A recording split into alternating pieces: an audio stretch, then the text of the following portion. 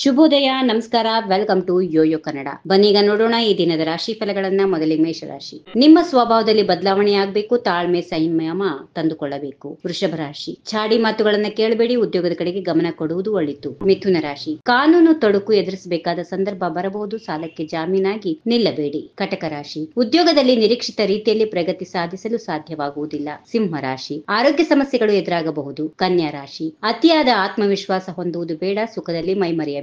ತುಲಾ ರಾಶಿ. ವಿದ್ಯಾರ್ಥಿಗಳಿಗೆ ವಿದೇಶಿ ವ್ಯಾಸಂಗಕ್ಕೆ ಅವಕಾಶಗಳು ಒದಗಿ ಬರಲಿವೆ. ವೃಶ್ಚಿಕ ರಾಶಿ. ಸಂಗಾತಿಯಿಂದ ಸ್ವಲ್ಪ ಮಟ್ಟಿಗೆ ನಷ್ಟವಾಗುತ್ತದೆ, ಯಾವುದೇ ಕಾರಣಕ್ಕೂ ಕೆಲಸ ಬಿಡುವಂತ ನಿರ್ಧಾರ ಮಾಡಬೇಡಿ. ಧನುಸ್ ರಾಶಿ. ಆರೋಗ್ಯದ ಕಡೆಗೆ ಹೆಚ್ಚು ಗಮನ ಹರಿಸಿ, ಉತ್ತಮ ದಿನ. ಮಕರ ರಾಶಿ. ಶತ್ರುಗಳ ಕಾಟ ಇರುತ್ತದೆ, ಆದರೆ ಅವರು ನಿಮ್ಮನ್ನು ಏನು ಮಾಡಲು ಆಗೋದಿಲ್ಲ. ಕುಂಭರಾಶಿ. ಯಾವುದೇ ಅಪಾಯಕಾರಿ ಸವಾಲುಗಳನ್ನ ಮೈ ಮೇಲೆ ಎಳೆದುಕೊಳ್ಳಲು ಹೋಗಬೇಡಿ. ಕೊನೆಯದಾಗಿ ಮೀನರಾಶಿ. ಸಹೋದರ ಸಂಬಂಧಗಳು ಒಡವೆ ಮಾಡಿಸಿಕೊಡುವ ಸಾಧ್ಯತೆಗಳು ಇರುತ್ತವೆ. ಹೀಗಿವೆ ಈ ದಿನದ ರಾಶಿ ಫಲಗಳು. ಸರ್ವರಿಗೆ ಶುಭವಾಗಲಿ. ಶುಭ ದಿನ. ನಮಸ್ಕಾರ.